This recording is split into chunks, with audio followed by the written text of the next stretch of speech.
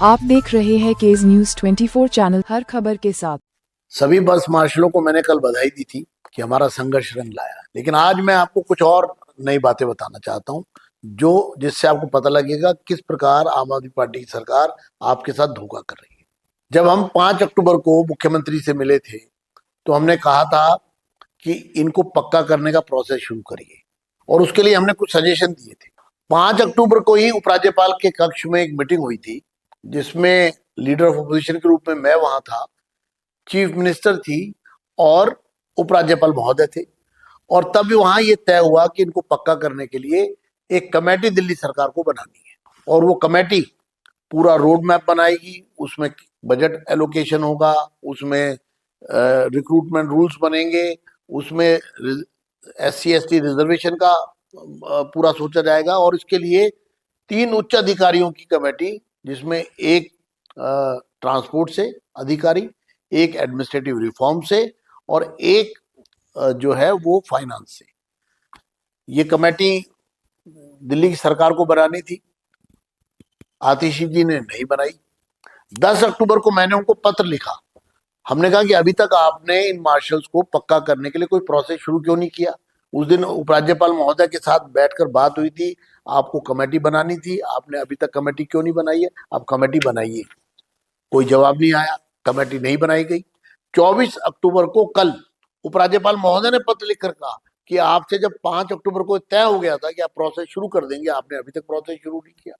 आज मैं फिर मुख्यमंत्री आतिशी को पत्र लिख रहा हूं और उनको याद दिला रहा हूं कि कमेटी, हमारी ये मांग है कि सभी बस मार्शल्स को पक्का करने के लिए, उनको रेगुलराइज करने के लिए 3 मेंबर कमेटी तुरंत बनाओ। हमारे पास 4 महीने हैं, अभी काफी समय, हम इन्हीं सभी बस मार्शल्स को रेगुलराइज कर सकते हैं, पक्का कर सकते हैं और उसका प्रोसेस आज ही आप शुरू करिए। आप वो 3 मेंबर कमेटी बनाइए।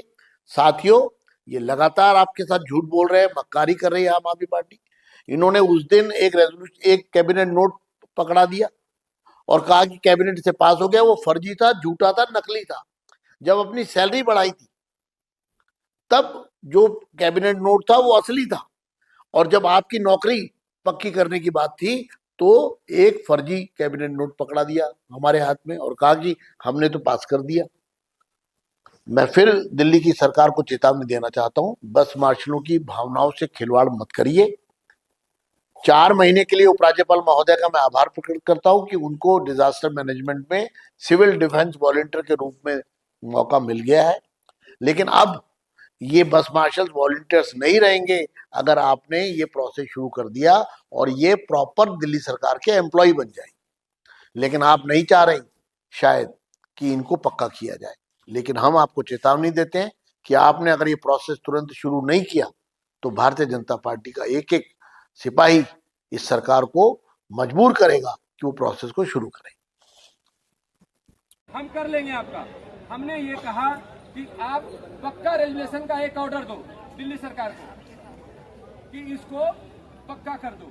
हम वो 4 महीने आपकी जो जरूरत है उसको हम पूरा करेंगे खुशी खुशी, लेकिन उस 4 महीने के बाद जो हमारा ऑर्डर बनेगा वो आई कार्ड लेके हम वहाँ ड्यूटी करेंगे।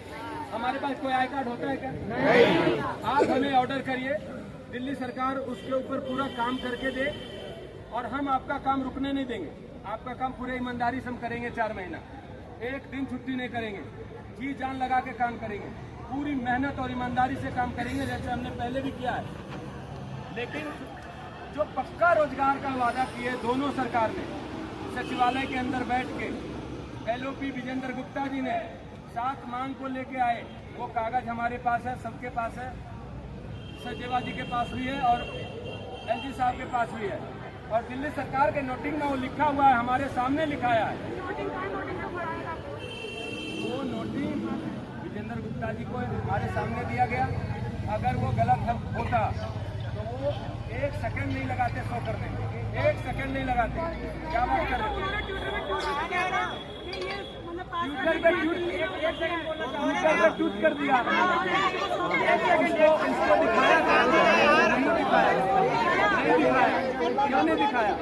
वो यही चीजें हमें समझने में।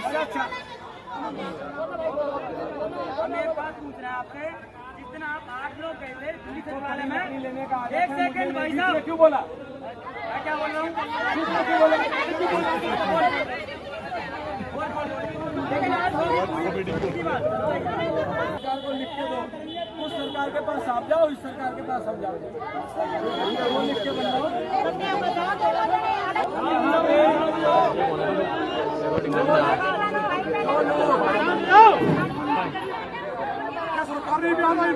जो लोग यहाँ कह रहे हैं कि हम धर्मांतरण पे नहीं जाएंगे और 4 महीने की रोजगार नहीं चाहिए, उन सबको यहाँ रोज आएंगे भाई, आगे नहीं धरना छोड़ के। 4 बार भाग गए, 5वां बार नहीं होना चाहिए। धरना छोड़ के भागेगा नहीं कोई। रोजगार सबको चाहिए ना, रोजगार दिलाने की बात करने